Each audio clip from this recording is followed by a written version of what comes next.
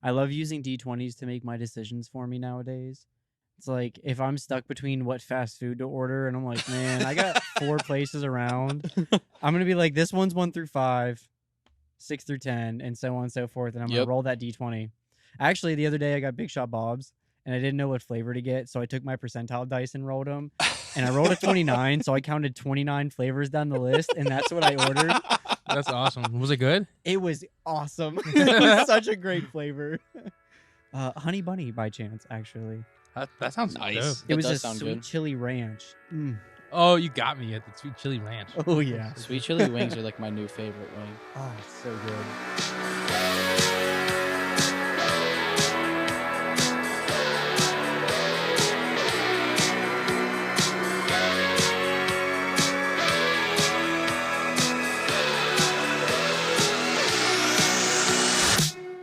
Welcome to A Foolish Endeavor, a conversation between like-minded intellectuals where absurdity is the best that we can muster.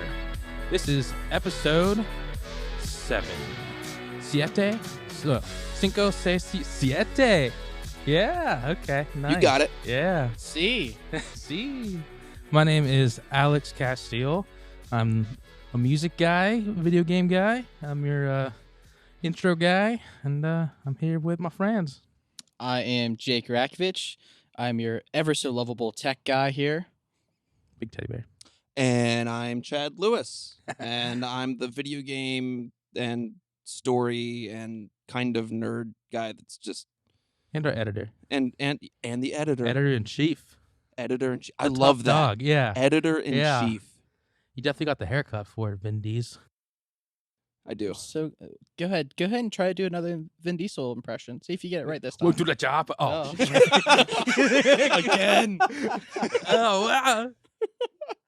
So we're without Dom tonight. We are. Sad. Tonight But and the next episode. We've got 2 guests. One tonight, one next time. Dom's on work stuff, and his schedule just sucks right now. So He's a science guy, too. Science man. Smart man. But here with us today is our good friend, Kyle Schwartz. Hello. Yeah, that lovely voice. Kyle, Hi, I'm guys. excited that you're here. I'm excited to be here. I really am.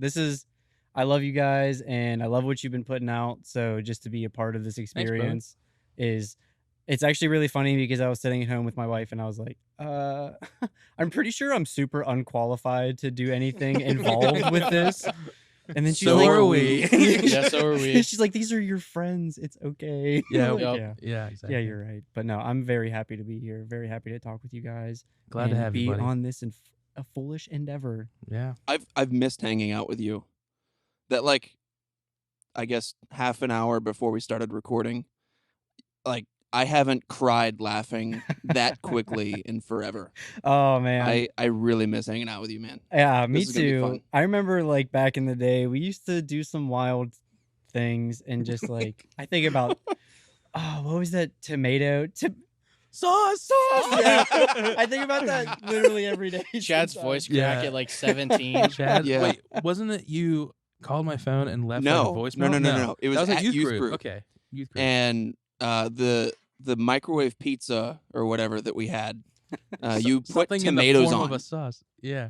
And you're like, man, I really love tomatoes on my pizza. And I was like, yeah, Alex, I do too, in the form of a sauce. Yeah, Yeah. it was the voice crack of the century. Everyone was like, Sustained for like 3 full seconds. Yeah, he didn't even try to cut it off. It just rang out for a while. we were all like, what? Yeah. It was great. I mean, it was even to the point where Darren, Alex's dad, was like, he was even saying sauce. Out of nowhere. He did say sauce. We would just He be told hanging me out at night. He'd sauce. just walk past and just be like, sauce! Oh, I no. forgot about that. Yeah. I have never forgotten about I've never- that. yeah, it's Never great. forget. Hashtag always remember. Yes. No, you guys are great. This is awesome. You're great, Kyle. Thank you. We're here today to talk about some D&D, Dungeons and Dragons. Dungeons and Kyle. Dragons. You are a DM, right? I am a new DM, roughly. New, but great. Thank you. I've heard very, very excellent things. I appreciate that. Yeah, I've only run run a few campaigns so far, but I've been kind of doing more of like the one shots. I've been really enjoying doing one shots lately, and usually they turn into like 2 or 3 shots. But hey, the best one shots are 2 or 3 shots. Story of my life. Yep. Yeah, right. If you know what I mean. That's what she said. Yeah. Yeah, it's been an interesting time. It's really funny though because every time I'm terrified, like absolutely I would be terrified too. out Yeah. of my wits. DM, I would be so scared. You know, there's a lot of anxiety that comes along with it, especially when you're newer and you don't fully understand the rules even. But it's really great because all the players that I have been super helpful. Even the ones that are like seasoned DMs themselves have been like, "Oh, no, you just do things this way." Okay, cool. Now I know. Hmm. Are they like salt and pepper seasoned or like more like a Uh, teriyaki? Mesquite, maybe. I'd say he's the one I'm thinking of is more of a mesquite flavored friend. Nice. Actually, no, he's great. His name's Matt, and he's playing this character in this one shot right now. He's playing an artificer, but Nice. he's basically like a plumber, like a really bad Oh my plumber though. gosh. And it's awesome because Plumber's crack. oh You know yeah, that? Oh, yeah. big time. But he has these boots that he just like flicks a switch and it casts jump, so he just like jumps, you know, or he for his cantrip for firebolt, he has this glove. It just like turns a dial and pokes the thing, and a little bead pops out. And when it lands, it's just a big firebolt, and yeah, really creative stuff. Nice. I just have this image of like steampunk Mario in my head right now. Exactly, Same, exactly yeah. what I got. It's a me, a plumber. It's a me, a firebolt. Oh, blink, blink. Oh. Yeah. When did you start DMing and start like playing D&D, getting into it? It's probably been about 1.5 years, maybe 2 years now. But when I got into it, it was head first. It was like, I absolutely love this. I played maybe 3 games as a character named Greymore. And at that point, I was just like, my friend who was a DM moved back away because he was in town for college. And we didn't have anybody else to take over. So I started DMing and I was just like, man, I absolutely love everything about this. And it was just an obsession almost since. What made you get into it? Was it just like your friend just asked you to come play? And then It's something I've always wanted to do. Actually, my dad had played D&D a lot Oh, cool. as a I kid, didn't and know he that. would tell Nice. me about that when I was younger sometimes. And always seemed like a really cool thing. And I love the thought. It's like the video game I've always wanted Mm. literally without yeah. being a video game, right? You get to Right. play with your friends and actually see your friends and sit in front of your friends. Unless you're on a digital platform. But even there, it's much better than just like running around in a game with your friends, blowing stuff up just with a controller, you know, Right. rolling the dice and letting things Yeah. be up to fate and playing off of each other's failures and successes. Hmm. I like that because like it's not even just one game; it's multiple games. You know, it's Yep, like right. like D&D is like the world in which you play a game. So it's like you have so many possibilities of things with it. It's just awesome. Yeah. And it's whatever you want it to be. Like, Yeah. the world ends up being how you make it. And That's what's really cool about it. and if you throw dice rolls into it, even if that's what you want, you may not roll that way. So it may end up changing to be something. Yeah, totally you know, like you different. may be a character like Alex who has a really powerful thing and rolls awful every single And I time end and up ends up just killing hurting- his own teammates. Yes, hurting my party hard, a lot. I think I might have missed the reference. No, that was that's- him that's in actually what we our do. previous campaign. Oh yeah. Like, Yeah. he I had had- this ring that blasts like a powerful ram head thing, and I always end up rolling terribly, and I end up hitting my own Think team. Green Lantern punch, Yeah. basically. And that's what he Green had. What is that? The Ring of the Ram? Yes, Yeah. exactly. Yeah, I actually gave that to a player. I'm running a small campaign of Out of the Abyss, which Okay. is like the Rage of the Demons campaign, and I threw in this NPC who is part of like the Order of the Scribes, the wizard, section, I guess, sanct, I guess, and Nice. he begifted these 3 rings amongst the players when they woke up one morning, because there's a group of drow trying to chase them, and it's really cool to throw those at your players because you see a lot of interesting things come out of jewelry or items that have like cool effects and stuff like that. Mhm. Nice. Yeah, Alex was notorious for downing our own teammates. Oh, it was great. A lot of natural ones. Yeah. Yep. Yeah.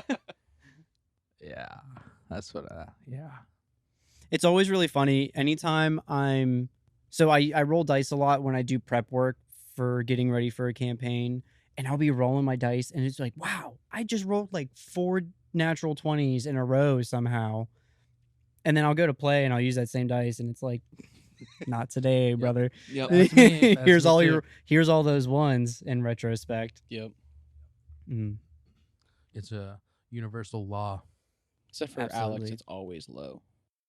Sometimes I'm high, Sometimes. but most of the time I'm low. I'm having a lot of fun right now. It's one campaign that I get to play in. I modeled my character after the Mandalorian, Oh, I love Nice. that. and then all of my stat rolls were very middle of the road, and most of my decision rolls are just total crap. So this guy's a bumbling idiot that thinks he's cool Right. and Are you talking about me? has mild. Yes, Actually, yeah. actually. Nice. So you said you modeled it after Alex or the Mhm. Mandalorian? Well, one and the same. yeah. More like the Mandalorian, am I right? Wow. Yeah. So what about you? What's your favorite character you've ever played? So I had an Air Crocker Ranger for my first character. I had a lot of fun with that.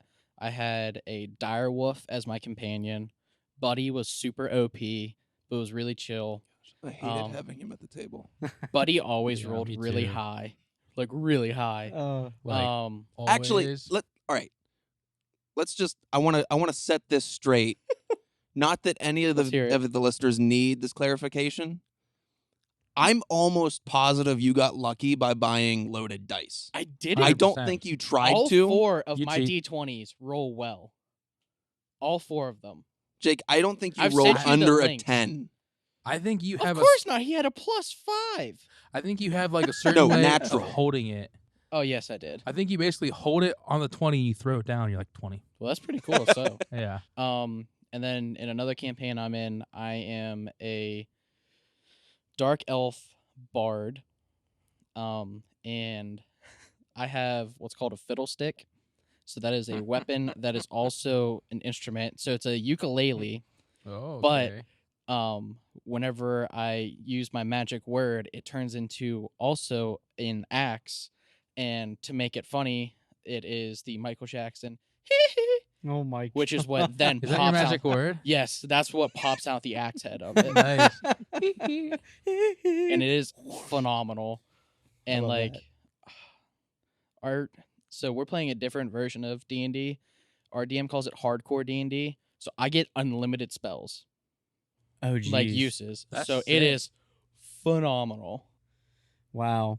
That's one of my favorite things too about the game is that it's not just something you put on the TV or your computer and everyone plays within the same constructs Yeah. all the time. It's There's like not like finite rules. exactly. There are rules and guides to everything, but realistically it comes down to what your DM decides at the table. Mm-hmm. And if you're doing your job right as a DM, as long as everyone's having fun, who really cares how Exactly. the rules or the roles really play out, you know? The rules of the roles. Rules are But at the same time, like he makes it harder on us. Like he may randomly be like, you know what, this character's harder to enchant or whatnot. If you roll below a natural 15, that's a critical failure for you. Oh, like he'll geez. just throw that out and you're like, oh man, oh no.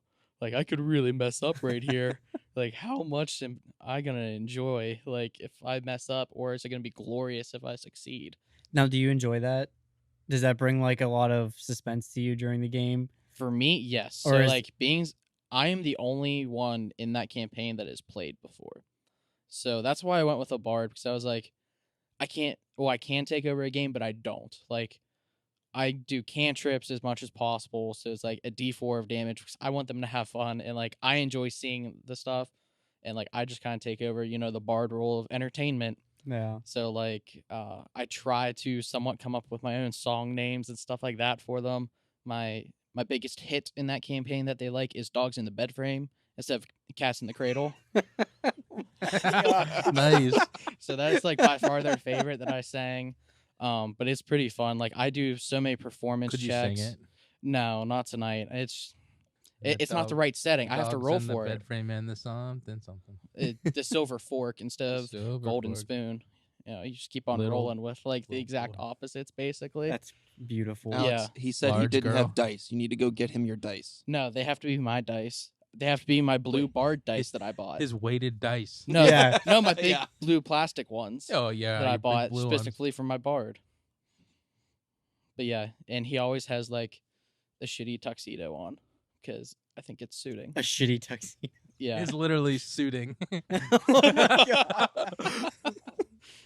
but it's it's fun to play, and like we're opening up a tavern and everything like that in the game.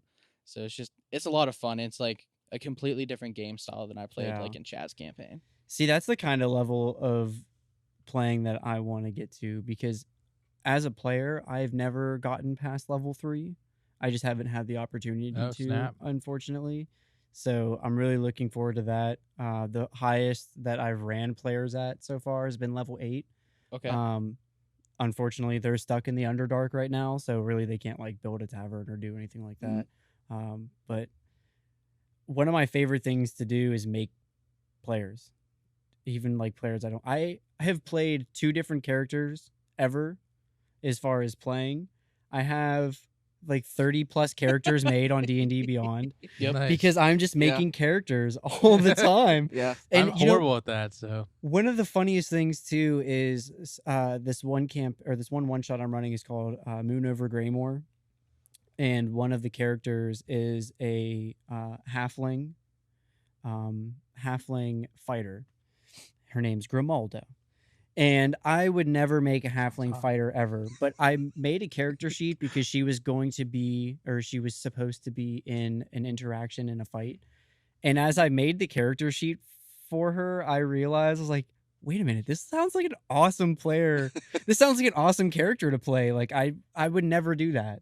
I would never do Bard too. I would never choose Bard. I would love to choose Bard. But when I start making the character sheet, I'm like, wow, this sounds so much fun. Yeah. Mm-hmm. Like just being the support character in the background, playing all the music at night while everyone's sleeping. You know, I love doing absolutely nothing while everyone else does something. It's Yeah. great. Love Well, it. that's like something like what you just brought up there. Like the bard is usually just like the backup guy. In our campaign, we were invited to an opera. Well, it was like a spin-off of Phantom of the Opera, and all the characters in the intermission in the opera got food poisoning. So they asked our party to step in. that's so funny. But then the actual Phantom, which was the Wraith in ours, was then trying to kill us. So we were up there fighting, but then I casted Calm Emotion on the entire crowd. So then they thought it was just a kick-ass performance of a new rendition of Phantom of the Opera. Meanwhile, we're up there like literally fighting for our life against this gigantic wraith that's just like stabbing us in the back repeatedly. And the crowd goes That's wild. awesome. Seriously, it was insane. Oh, I love that. But like that was probably like my favorite part so far of that campaign. I'm really excited. We're starting a new campaign with Chad here. I actually Nice. just finished rolling that character last week. I am a high elf gunslinger, and I'm going to be super monotone. And I don't want to open up too much else, just so the players and the other players in the campaign don't know too much else. Right. But I'm also brothers with Kyle Bender in the game. Oh, Oh, okay. nice. Yes, Nice. and That's gonna be great. Kyle's an outcast, Of course. but he's the older brother, so it's really funny. This Huh. sounds awesome. How many players do you guys have? 4. Oh, beautiful. That's like the Yeah. perfect number. That is. 4 is great. It Yeah, really the is. campaign before was 8 players, Yeah. Oh. our and last then one. 7 once COVID happened, Yeah, and now we're trying a small group. The action economy is way too high when you have Oh yeah. 5 plus or 4 plus. I mean, honestly, Action 5's not too. economy. I like Yeah. that phrase. Never heard that. Yeah. It's actually really nice too, because I try to always keep that in mind when I make encounters. You know, it's nice to obviously you got to find a nice balance between how many monsters you have and how much time is this encounter going to really take. You Right. know what I mean? yeah, Yeah. You never just want to be like, oh yeah, there's one opponent. Here you go. Or you never just want to be like, well, you have 4 opponents and they're all the same. Yeah. It's nice to change it up, but when you put too many in there, then your players are like, Yep. I can't keep up with this anymore. Like this is just not Or even it's just fun like you just anymore. like keep going around the table and you're just like 12 damage, 15 damage. It's Or even Yeah. worse is whenever the players are rolling low, and you went like 2 rounds with doing like 3 damage to this, or like no damage. or no damage to something that has like 80 health, and you're like, oh gosh. It's gonna Yep. take hours. Yep. Yeah. I actually had that issue last night while I was playing and I was running a group. They were fighting a pack of wolves in the woods, and a couple of the players just kept rolling pretty low, and it's at a certain point, you come around the table 3 times and this one player hasn't had a chance to do anything, and it's almost like you obviously don't want to fudge the dice too much to the point where it's very clear you let them pass, but it's like, man, I don't want this to be boring anymore for this Yeah. person. Yeah. I got to figure something out here. Yeah. And that's the other great thing about the game of Dungeons and Dragons is how versatile and ever-changing it can be Right. to adapt to the players. Yeah. No game adapts to players in the same sense that this game does. Yeah. I know like one thing that was kind of cool was, so I've only ran one shot, and like, You did a great job, by the way. thank you. I was did a it lot for of fun. Chad's birthday. It was called The Great Escape of the Hat Trick Kid. So all of my players started off in PPG Arena, and Crosby scored a hat trick. They threw their hats on the ice, and then just saw this flash of light, and they were just boom into some random basement, which ended up being Crosby's childhood home basement. There's a bunch of just like hints throughout the entire house. They ended up having to fight Tom Wilson and Ovechkin. Ovechkin was the one who kidnapped Crosby hilarious. and was like trying to Love kill him that. and stuff. And then like you also had like trainers from the Capitals team that they were fighting as like lower level characters they had to beat and stuff. This is great. 2 of us died. Yeah, 2 Yeah. people died. Wow. Chad saved the whole game as a paladin with telling Crosby to go and kill Ovechkin. We ended the game with a He-Man moment, and I told someone to give Crosby their hockey stick sword so that he could have the power. Oh yeah, like all my weapons. So like healing potions were hockey tape. They had smelling salts, which was basically like a hunter's mark kind of thing. That's hilarious. They had long swords, which was just sticks. Short swords, which was hockey skate blades. Someone had a jockstrap slingshot. That's, Nice. that And is then- probably the weapon I would choose. And then there was a burst hockey puck gun. That's What awesome. about like hockey pad armor? There Like was like hockey gear as well. Did you write this? Mm-hmm. Nice, dude. That's very awesome. Nice. Yeah, it was like I had wanted to run a one shot, and I was just like, you know what? Our group likes hockey. Like a lot of us enjoy hockey, so I was like, I'm gonna write that. I think it'd be fun. I love that you included something that's very relatable too. And that's like, I find bringing new players in, making something that's very relatable to someone who might not quite understand gaming or D&D for that matter Yeah. really helps a lot. I'm actually writing a Halloween one shot right now. Nice. For some friends.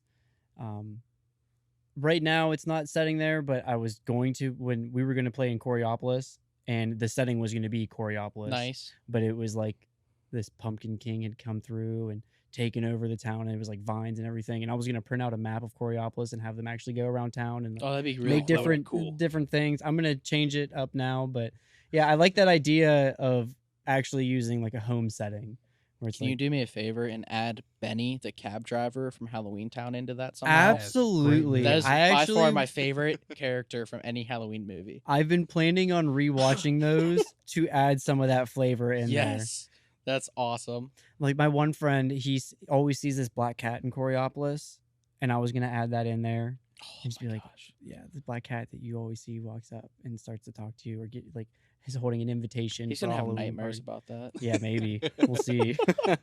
You can see him on the street and be like, "Bro, are you coming for me this time?" Yeah, right. So have you guys ever messed around with creating your own world building? No, I No? have not. I've only DM'd once, and it was that one shot. No, I'm not that creative. I'm too scatterbrained. It would just not make sense. Right. At least at this point in time in my life. What about you? Is most of your stuff So world built? Chad homebrew? first campaign that I ran started with a beginner module for 5e. And then I took that and just adapted it into my own world because I had some ideas. And Which beginner module was it? it was Lost Mines at Fendalver, or It was. nice. Wow. Yeah. I love that one. What the first thing I ever DM'd was the Dragon of Icefire Peak, Okay. which was a great time, by the way. I love the setup of that because it was quest driven. Whereas like there was a main town that the characters pretty much always kind of resided in, and there was a quest board, and every so often new quests were put up there. So it kept the game very kind of conformed, but also a lot of new things to do at the same time, which was a lot of fun. Yeah. I mean, Fendelver's kind of like that. Is it? You've got your main quest and then all of these little side quests. That actually, while is good for the players, I think was my absolute worst nightmare. How so? Having to try to be somewhat knowledgeable as to what they could do, and then once they decided to do something, like, okay, I gotta flip to this page to make sure that I got everything right.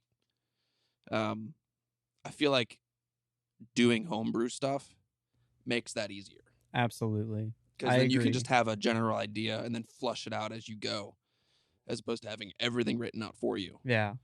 Which, like, most people complain about being railroaded or like just having a linear game from their DM. As a DM, like, having everything already there for you is like, well, I don't have to be imaginative. I'll just, not prepare anything and just open the book when we play. Yeah. So, I love that. Yeah. Making your own homebrew world is a lot of fun. And I agree that it definitely helps with making things a little bit more feasible to run. Mhm. One of my biggest problems as a newer DM is that whenever somebody wants to do something, there are tons of times where I just don't know. I don't really know what you're supposed to roll right now.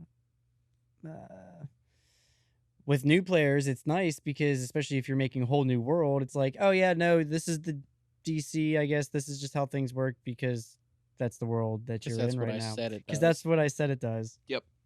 It's actually I just recently got the Rick and Morty versus Dungeons and Dragons box set. How was Nice. that? You I like want it? to play that.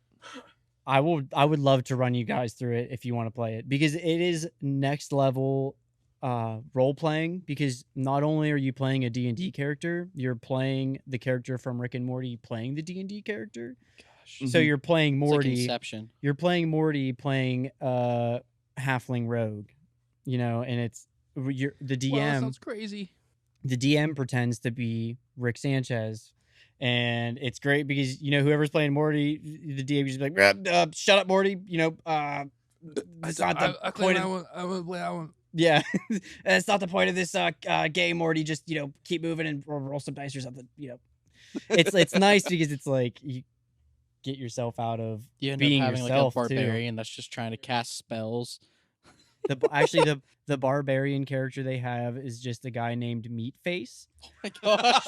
And the best thing is it's Meatface played by Meatface, because Meatface is just someone that the Sanchez family just happens to know. Oh my gosh. He just came over for family dinner and game night. Yeah. Or Smith family. That's right. Their last name's Smith, right? Yeah. Jerry I Smith. believe so. Yeah, Smith. Yeah. Is Jerry a player in that? Yes. So Jerry is actually my favorite because he plays the wizard, and Oh my it's gosh. super great. His characteristics are awesome. He's very much so just like this little wimp who doesn't know what he's doing but happens to magically cast these spells. It's like you'll cower away from something and then cast this spell. Oh, I love it. But one thing that I do specifically love about that box set is where a lot of the starter sets are more of a game driven thing where there's an end goal and you go Mhm. through all these side quests to do it.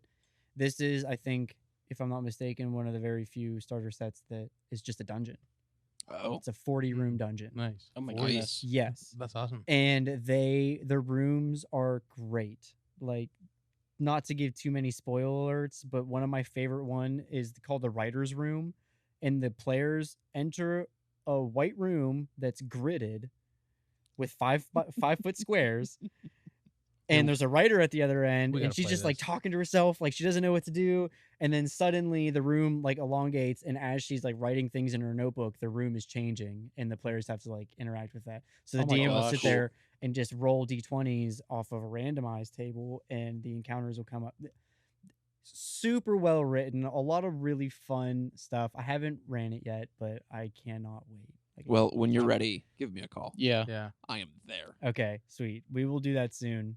Maybe here in the next couple weeks or something whenever you guys Yeah. are free. Nice. I like that too because the character traits are like already set for you, so you don't have to like build like how your character is in the world because you're like playing Rick playing a character. Yeah. So it's like Some of us you know enjoy how to- the like character creation. Yeah, Alex, some of us, says, Alex, don't "Make have me other a people write character." your character for you. I have never made my own character. That's one thing I will say that I'm very thankful about I call him my father DM, who is the very first DM that ever ran a game for me to play in, was that his requirement for us to play was that I had to write a 1-page backstory. And man, I was told to. we were like level 3, and finally Chad was like, "I'm gonna write it." yeah. Well, so the first game that Alex and I played in together only lasted like 7 sessions because COVID happened. Of course. Not that like we couldn't have moved online, but our DM got bogged down with work from home stuff, so that game just ended. But I called him up one night. I was like, "Hey, I think it'd be cool if our characters knew each other," and started trying to bounce stuff off of him. And he's like, "Hey, you know what? You just want to write it for me and surprise me when we get to game day?" I was like, "Yeah, okay, Yeah. sure." Less work equals more fun. Oh, For Kyle, me. here's something that I think you'll like. In our campaign that Chad's starting here in a few weeks, I made it a table rule that all of us had to have full alive families because too many D&D characters come from like just families that like my parents are dead, they were slaughtered. Like all of us have fully perfectly healthy parents. That's a great interesting. Yeah, that is very different. nice. I like that. Yeah. That's funny because parents all of were my dead. characters have pretty much been like, oh yeah, well there was a family, but Mm-hmm. Like My first every character- character. was an air genasi wizard who, as a baby, was found wrapped in an air bubble in a snowstorm, abandoned by some wizard. And then my second character I made was his name is Nithki of the Night Forest. He was part of a group of Order of the Scribes wizards that they lived in this forest that was covered with smoke from a nearby volcano, and all of his friends died. So that he went out to like go get spell components one day and came back, and all of his friends were just dead. Like everybody in his tribe was dead. I think that's like a common like trope to do because then it explains why you're able to just be out with a group of people Right. questing and doing stuff because otherwise you'd be like, I gotta call my mom. I'll be right back. You know, I can't really. It's like a scapegoat when you're making your backstory. Like Chad and I were talking about my backstory on the ride up here to Alex's place to make it make sense. Right. And we actually ended up coming up with something I think that's gonna be pretty good. I would absolutely love to hop in on one of your guys' campaigns. If you ever have an open seat and you don't know who to throw in, call I have me. an open seat policy, so if you ever want a guest, just let me know when you're available. I want to come. Yeah, so, like, Always. you can- I'm you can literally make a always character. available. I have so many characters. One of my favorites is a Kenku. He's this wandering Kenku who's only ever met like really poor people, so all of the terms that he knows are like spare change. That's awesome. Because like one of the traits of a Kenku is that they can only mimic. They can't come up with. They can understand language, but they can't come up with their own terms to say. They can only speak things that they've ever heard. That's hilarious. Yeah, so it's like pass the bread. That's Oh the my bread.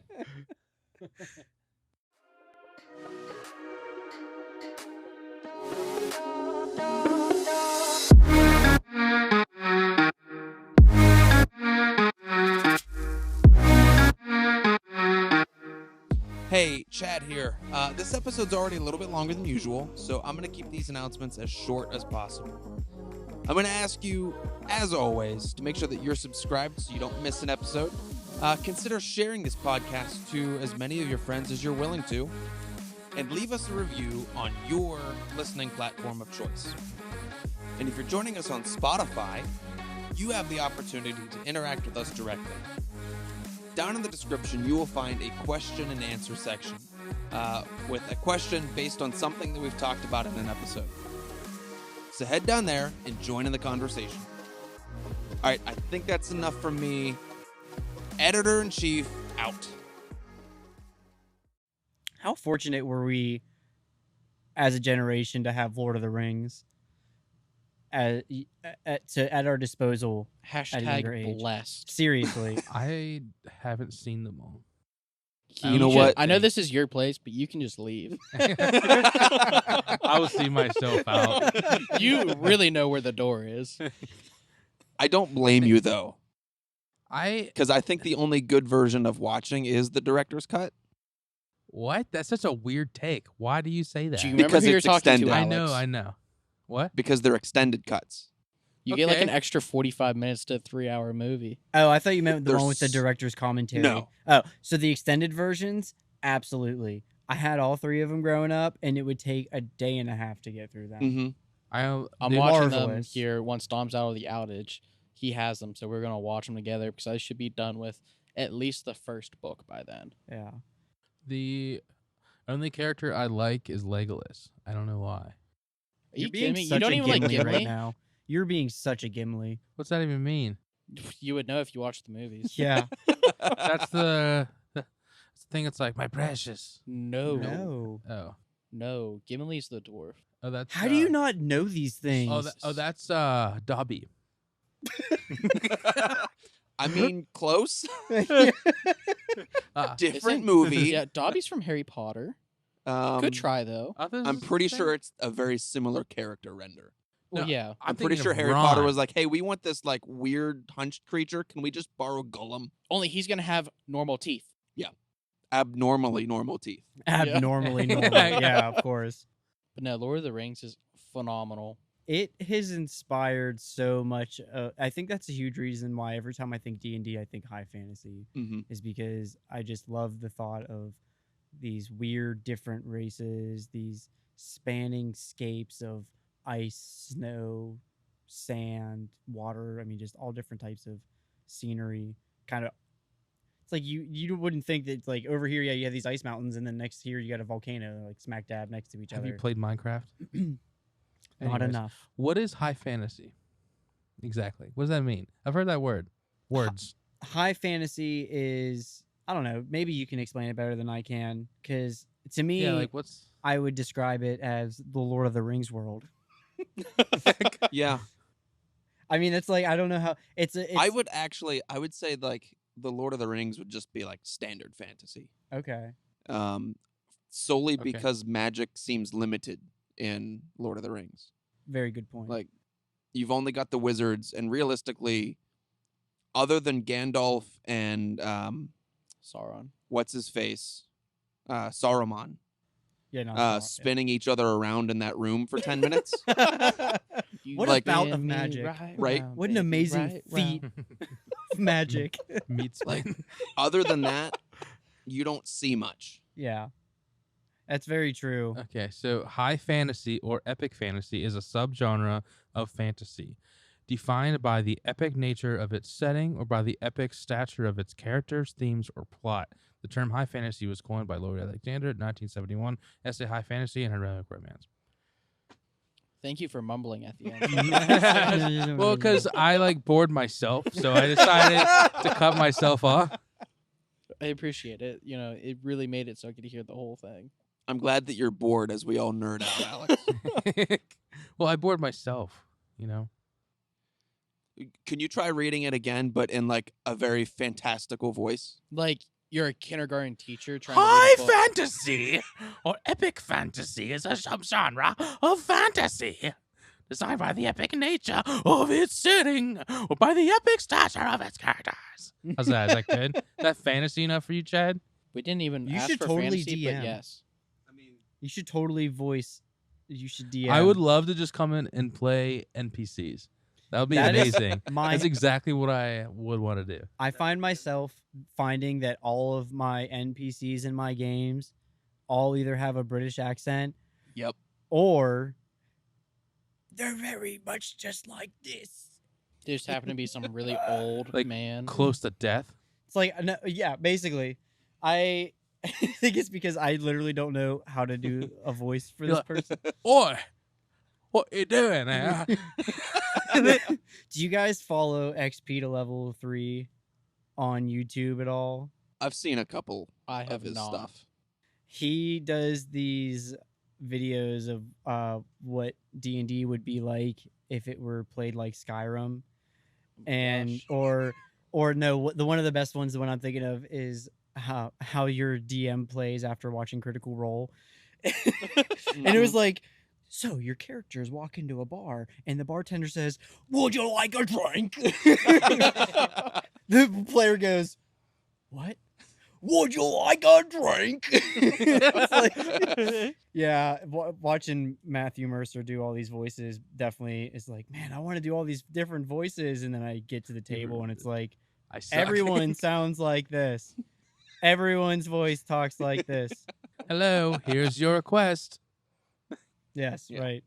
I accidentally gave a character Sean Connery's voice once. I love that though. You had to keep doing it. I had to Shake it, keep not doing. stir. Yeah, like I started and I was like, well, I'm here now. Can't go back. Was that your bear that you got stuck as? What was the bear voice? The No. honey heist was great. The honey What's heist. about the bear? You're like, dude, we get Yes, the honey. that- you that's get right. the That was- honey that out the was- bear. I was a sun bear. You It was know? a sun bear. Some bears find honey. And he got decided- stuck on that voice. He could I not got- he could not get out of it. He couldn't snap out. Like We- Chad I- was no more. I kind of got drunk that night too. Oh, good. And my brother was hanging out the rest of the evening, and like we ended around 9:30. No, it would have been later than that because I left at 9 for hockey that night. It was Maybe like it was close to 10. 9:30, 10, yeah. I was still doing the voice at like midnight. Sleeping just in got bed. stuck. It's like, I don't know what I'm gonna do without the honey. I'm going to have cereal in the morning. And I'm like, what? Why am I talking like this? Then I couldn't. Chad, it's time to go to bed now. I can't remember what my voice was, but I can tell you. So I was a Kodiak brown bear, and my name was Cletus. Cletus. It was Yeah, you just like so.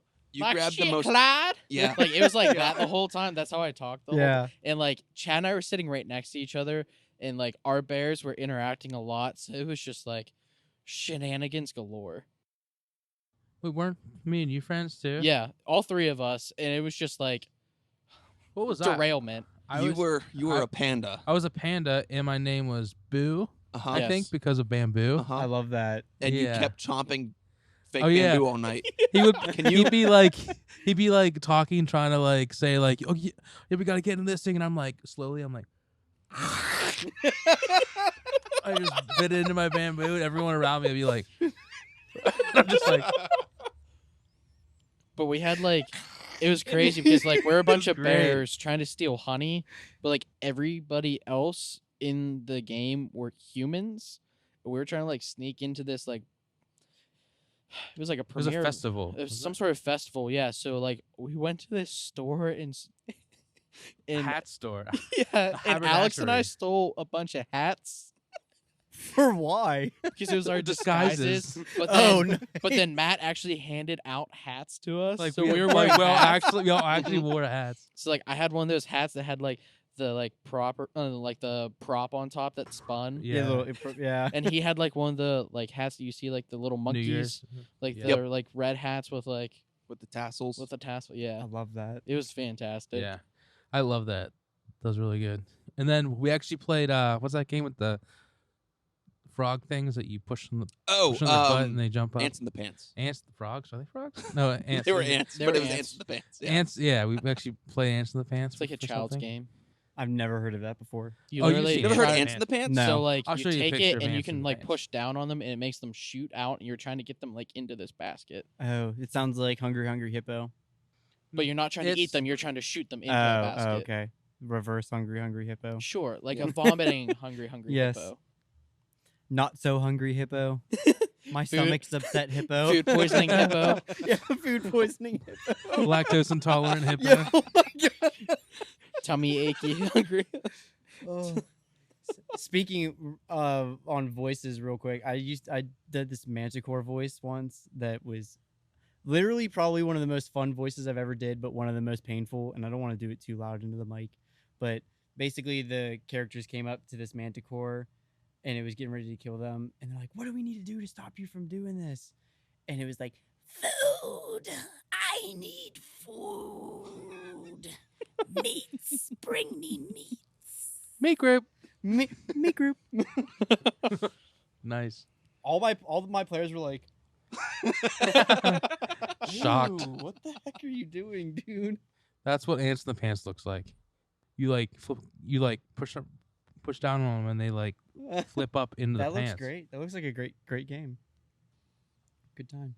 How did you go through childhood in the 90s without ever playing Ants in the Pants? Okay, I didn't play that until that night. Seriously? Really? You've been around my family. We are cards. We play cards. Like hardcore, we play a bunch of different card games.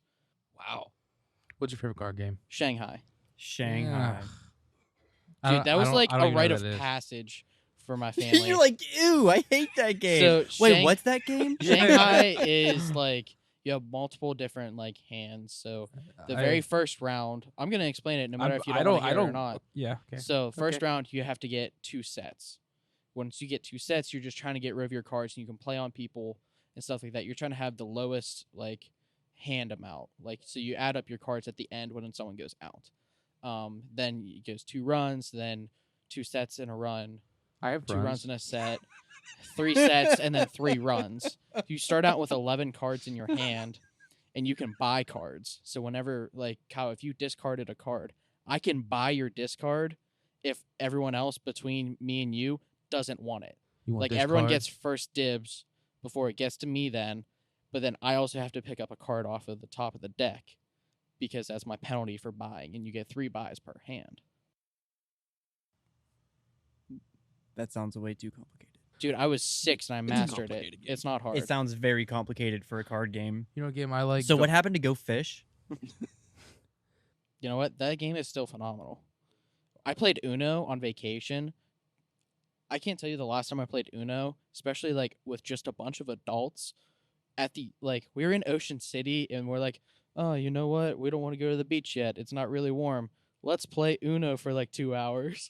Like there's 9 of us sitting around a table playing Uno. That sounds cool. It That was sounds like a good blast. time. You know what card game I like? Golf. Have you ever played golf? The card game. How does that work? I forget. Oh. But I Wow. do. But know it's that I that liked good. it. Yeah. Don't worry, Chad. It's that good that he doesn't remember. Yeah. You know what? You've sold me on it. Yeah. I'm going to go get Golf, the card game, on my way home tonight. It's this really cool card game. You go pick up a stick and there's a ball on the ground.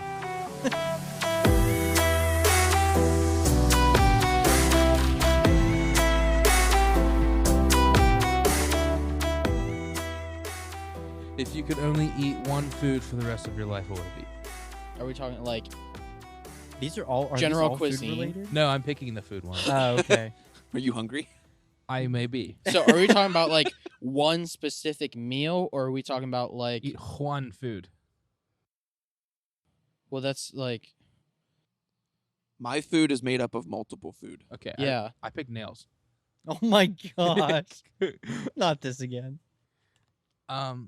Yeah, I don't know. 'Cause, Let's like, say You could say pizza, but then there's like a bunch of different types of pizza. Yeah, Okay. that's a really tough one. let's say one specific item of a thing. Like so I could say So one order. Like just one meal that you would order. so like I could say one plate of spurgy and marbles. Am I the only one that doesn't Sorry, know what can that is? you Spurgy and marbles. You know the things with the loopty doops and the blancs? It's a spurg marbles. Well, they're terms? yeah.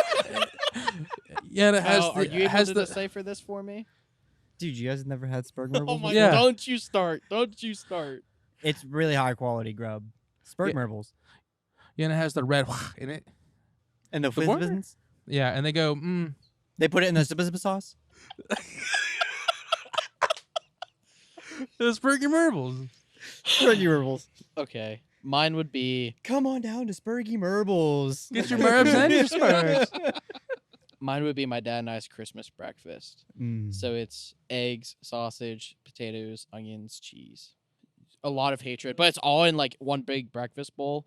But being that we make it for like our whole family on Christmas morning, it's like 2 dozen eggs, like 2 pounds of sausage, like 3 pounds of potatoes, like 2 or 3 onions. It's literally like 2 pounds of cheese. It's ridiculous. That sounds amazing. So if I had to pick a menu item. as my last, but the only thing I eat for the rest of my life, I don't know if any of you guys have checked out that taco truck in Moon, but Taco truck or the place? the taco truck. He did say taco truck, so I'm going to assume he's talking about the truck. Well, you know, I guess technically, you're right. it's I a guess taco you're right. trailer Yeah, that's what I'm pulled saying. behind a truck. Ah, But Is it called Los Nuevos? no, it's called. Okay, because that's not real. What is it called? Mr. Braun, or yeah, Mr. It does Braun not Tacos sound or like a something. taco place. Either way, their chicken tacos are amazing. So they smoke all of their meat out of the back of this Ooh. trailer and then just like sell tacos out of the side. And man, are they good. I do really like brisket tacos.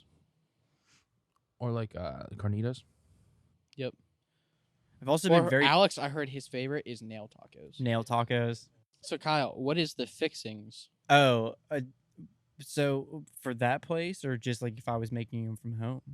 For your Well, you for know your what? You last have food. your last meal. Okay. Yeah. So Like what's what- your I like would- prime taco? I would definitely get their protein, which the chicken, because Okay. it's my favorite. For a taco, I really like sour cream, purple cabbage, pickled purple cabbage, Ooh. pickled onion, and something stupid hot. Maybe like some habanero on there or some ghost pepper on there. No cheese. You wonder why you have like bowel issues. You Well, just- if my stomach's gonna be You said- messed up anyways, I might as well enjoy it. He just You helps said- it along. you said your hot sauce is 4 million Scoville units. Yeah. That's like 3 more million than 1 million. That's a lot. I'm very glad you know math so well. I do it for Hey, my job. can you figure out this problem for me? I've been having a really tough time with it. What's that? 2 + 2 Equals fish. Nails. nails, nail fish. It equals a nail fish. But you would eat that every day for the rest of your life? I love tacos. I With absolutely love Cabbage any, and a bunch of pickled. You can't just Pickled say garbage? just cabbage. He said purple cabbage. But Pickled- it's Pickled, all pickled purple. cabbage. Pickled sounds purple delicious. purple cabbage. cabbage. Pickle cabbage. Right. Bless you. pricka pricka pricka pricka pricka pricka prick. Hot shoe. Chad, what's yours? Krabby Patties. If maybe when I was 12. Yeah. Like the gummy ones or actual? Whenever me and Chad would hang out, we would make Krabby Patties, which were like, wasn't it just like white bread, white It was with it was like buns, or buns or whatever, and with With, chicken patty chicken patties and mayo. and mayo. Wait. And that was a Krabby Patty? Yeah. Yes. How? Wait, do you remember what Matt used to eat then? No. He would just take a bun, slash some cheese, Not ketchup, even a bun, just sometimes regular or white just bread. or just bread. So some sort of a bread, like a slice of like American cheese and ketchup, and just nuke it. Ew. It smelled I don't awful, remember and that he at would all. just Yep. chow down on them things. And you're Sometimes just there was Microwave some butter on it. ketchup.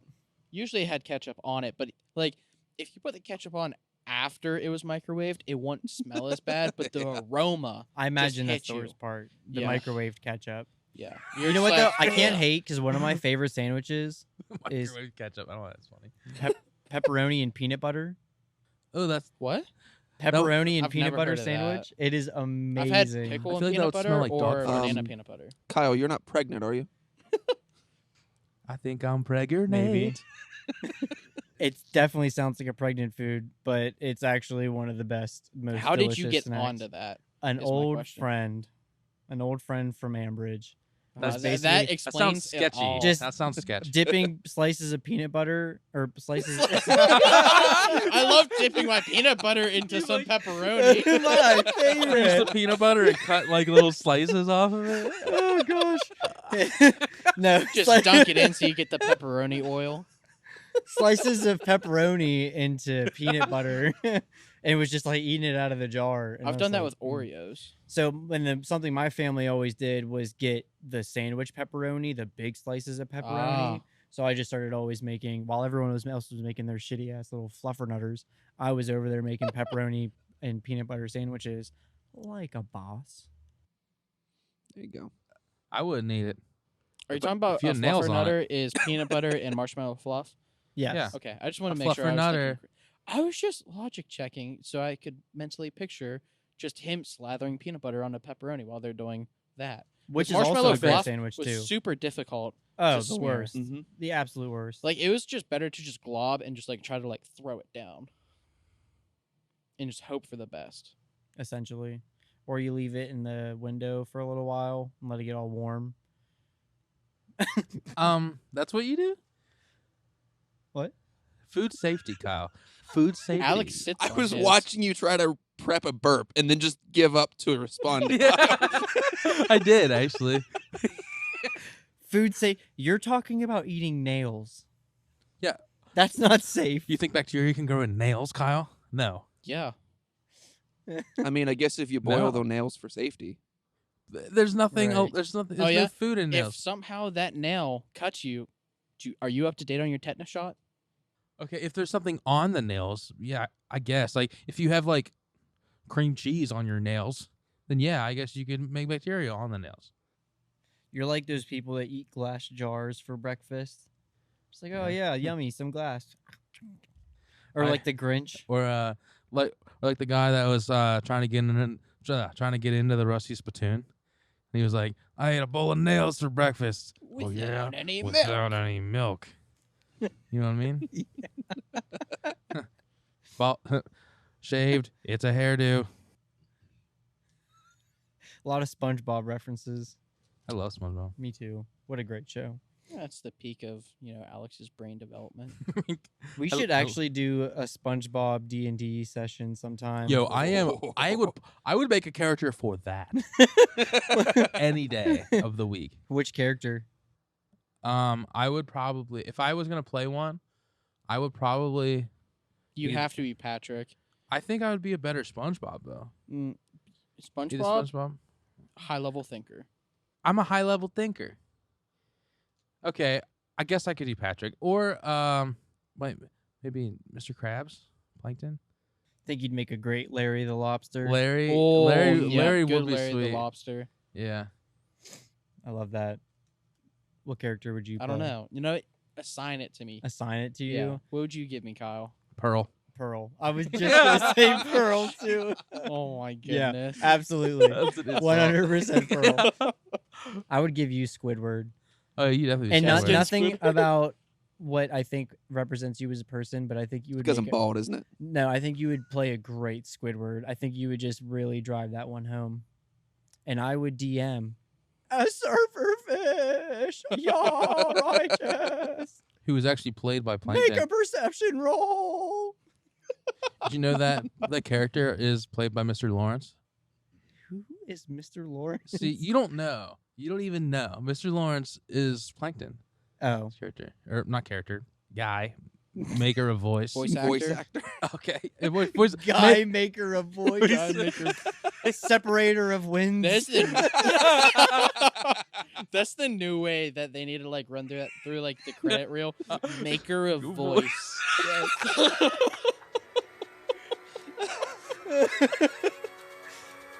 Oh gosh.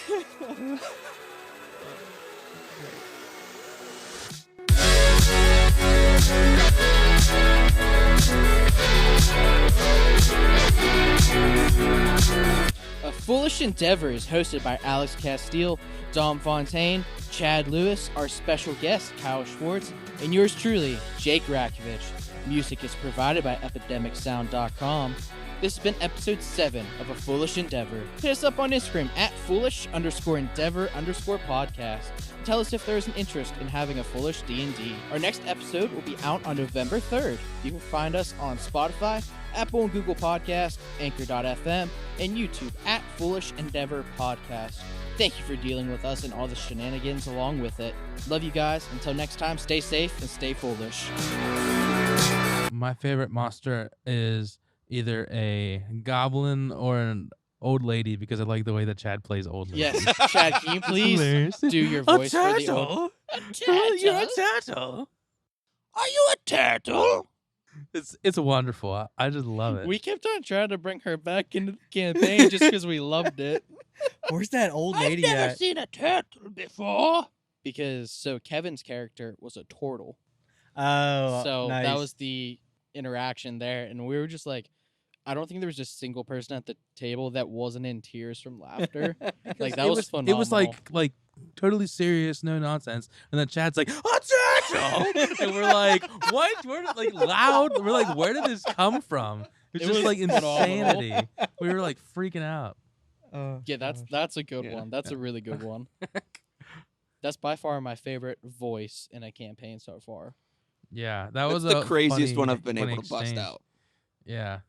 Yeah. That whole scene and then like breaking stuff and then it was just good. Yeah. Yeah. Good time.